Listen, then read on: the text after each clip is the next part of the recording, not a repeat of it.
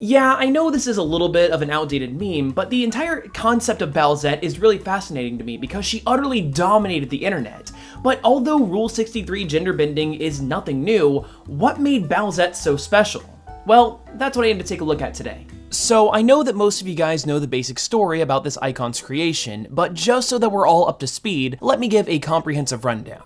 In a Nintendo Direct, the company announced an enhanced port of the game New Super Mario Bros. U. The original version was entertaining, but nothing too special, which means that Nintendo needed to up the ante. Enter the Super Crown, a brand new power-up which turned the new playable character Toadette into a hybrid of her and Princess Peach, appropriately named Peachette. So that was all fine, no big deal, but a few days later though, everything changed. Twitter user Ake92 created a comic depicting an alternate ending for Super Mario Odyssey, where Princess Peach rejects the advances of both Mario and Bowser. In a twist though, Bowser pulls out a Super Crown and in an act of petty revenge, transforms into a new Peach form in order to make Peach Prime jealous. This comic went viral, and this new character was dubbed Bowsette by the fandom. Although technically it should be called Peachowser. One unique thing about this viral trend is that Bowsette wasn't just popular in the English-speaking countries. She made a huge splash in Japan as well, where she's known as Koopa Hime,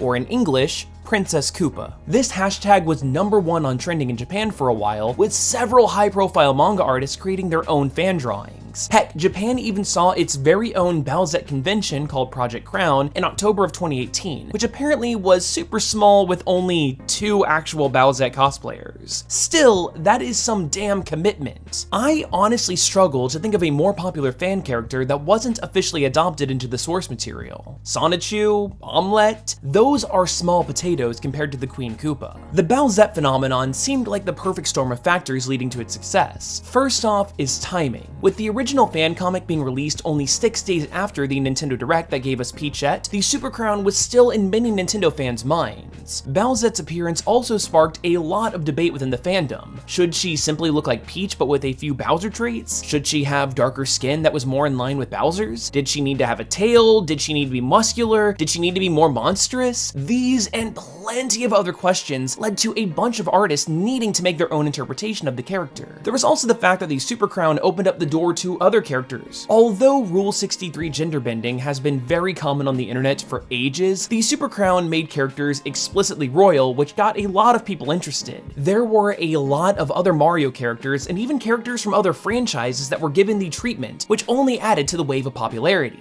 Bowette, Waluigi-ette, Sonic and Tails-ette, they were everywhere. Honestly, in the trend's heyday, it was probably easier to count the digital artists that didn't make a Bowsette or another Super Crown drawing of their own. Additionally, it's probably worth noting that a lot of the trans community also embraced Bowsette with open arms as to what she represented. Although I'm not speaking from personal experience, I did see plenty of mentions online that body dysphoria makes a lot of trans people feel monstrous in their own skin. But almost every single depiction of Bowsette is confident and beautiful. It's really no surprise that they would gravitate towards that narrative. Of course, let's also not forget the most likely reason why the character blew up. She's a pretty sexy character in and of herself, which is abundantly clear in her personality. Most female Mario characters are pretty bland all things considered, so here comes a fiery new addition to the world. Of course, this also resulted in an absolute surplus of other kinds of fan art. I mean, come on. Pornhub released statistics showing a huge amount of searches on their site for both Bowser and Bowsette. The thirst was real. This kind of attention and the fact that companies can easily get sued for using ideas that are similar to a fan's work is probably one of the many reasons why Nintendo largely ignored the character. The Japanese website JCast News actually reached out to Nintendo about Bowsette, and they said, quote, "Concerning the drawings and other things uploaded to the internet,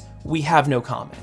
A more official statement, though, is probably from this entry regarding the Super Crown on the new Super Mario Bros. U Deluxe website, where it states that only Toadette can use it. In a twist, though, Nintendo had actually considered a Bowser-style Peach character as confirmed in the official Mario Odyssey art book. This storyboard shows Bowser in his own hat with the ability to capture. He throws it at Peach, and then bam! Nearly canon Bowsette. At this point, all of the Bowsette hype has definitely come and gone, but I still think that this entire phenomenon was worth looking into and giving a little bit of critical thinking towards, so thank you very much for joining me on whatever this journey was supposed to be. April Fools, I guess. This isn't my normal content. Gotcha. I guess you're just gonna have to like and subscribe to see what my stuff is really all about if you're new to the channel. Got them. But if you like this video, then why not consider subscribing or even watching another? In fact, if you like this video, then you might like the video that I did on the banned Mario comic that Archie never made. Ooh, it's an exciting title. Maybe go give that a watch. But anyway, I hope you learned at least a little something new, and hopefully I'll see you next time.